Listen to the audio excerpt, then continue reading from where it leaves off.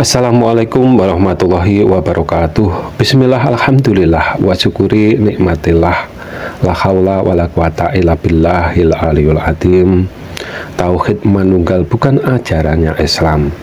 Tauhid manunggal hanya mereka yang bertauhid bermata sebelah, yang hanya iman satu sisi ayat Allah lebih dekat dari urat nadi saja, ingkar sisi ayat Allah bersemayam di atas ars, atau juga yang sebaliknya, keduanya disebut bertauhid bermata sebelah digambarkan seperti Dajjal bermata sebelah. Di ajarannya nenek moyang kita orang Nusantara diajarkan manunggalnya jagat kecil dengan jagat besar. Yang disebut jagat kecil dirinya manusia, yang disebut jagat besar alam semesta atau langit bumi beserta semua isinya. Kedua jagat tersebut secara hakikatnya yang menciptakan satu Tuhan yang menciptakannya. Karena yang menciptakan hukum sebab dan akibat juga Allah Subhanahu wa Ta'ala.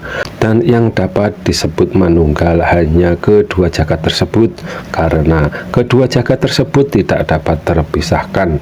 Jagat kecil atau dirinya manusia pasti membutuhkan jagat besar atau yang disebut membutuhkan langit bumi beserta semua isinya. Kejadiannya pun tidak dapat terpisah dari alam semesta dan tidak dapat terlepas dengan langit bumi beserta semua isinya, dan tidak terlepas dari empat unsur atau empat elemen api, udara, air, dan tanah sebagai bahan utamanya manusia. Bila kekurangan dari salah satu unsur keempat elemen tersebut, tubuh akan sakit atau juga dapat menjadi penyebab kematian.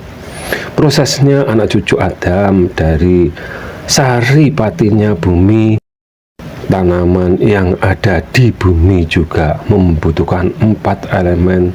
Calon bayi yang akan dilahirkan ibu berasal dari sari patinya bumi yang ada pada bapak dan diproses ibu setelah janin yang berusia 120 hari. Allah Subhanahu wa Ta'ala meniupkan ruh atau yang disebut kun fayakunnya Allah Subhanahu wa Ta'ala.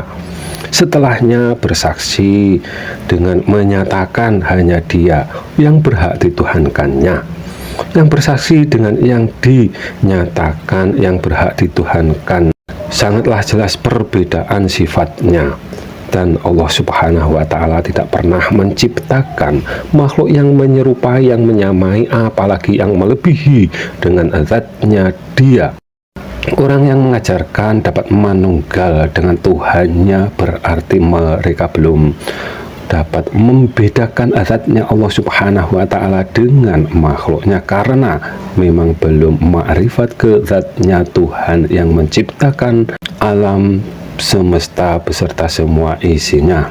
Orang yang tidak dapat membedakan termasuk orang yang menyamakan, karena memang belum ma'rifat ke zatnya Allah Subhanahu wa Ta'ala. Orang yang merasa dapat manunggal dengan Tuhannya ada dua pemahaman. Mereka merasa kalau ruhnya sama dengan Tuhannya, atau kalau di Jawa disebut jagat kecilnya, atau disebut jati dirinya manusia. Yang keduanya yang merasa dapat manunggal karena mereka tidak dapat memahami perbedaan antara langit dengan Tuhannya. Ajaran dari mereka memahami kalau lubang itu sejatinya pencipta, sedangkan lubang itu membutuhkan makhluk lainnya, sedangkan zatnya Allah Subhanahu wa Ta'ala tidak membutuhkan makhluknya. Apabila ada kata yang salah, kami mohon maaf. Semoga bermanfaat dunia dan akhirat. Akhirul salam. Wassalamualaikum warahmatullahi wabarakatuh.